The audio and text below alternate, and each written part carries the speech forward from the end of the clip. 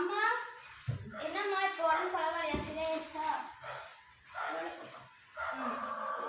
சரி, சமையலுக்கு போய் எவ்வளோ நாள் ஆகுது? 4 நாள் ஆகுது. 4 நாள் ஆகுது. எல்லா வேலையும் நாங்கள் தான் போட்டு செய்கிறோம். அதுக்கு என்ன பண்ணுறது? உடம்பு சரியில்லைன்னா போக முடியாது. சமையல் இருக்கோம், நீங்கள் தான் நீங்கள் செஞ்சாகணும். நான் என்ன மிஸ்ஸுனா கம்ப்யூட்டரா வேலை செஞ்சுட்டே இருக்கேன். அப்பேற்பட்ட கம்ப்யூட்டர் கூட ரிப்பேர் ஆகும் பாப்பா.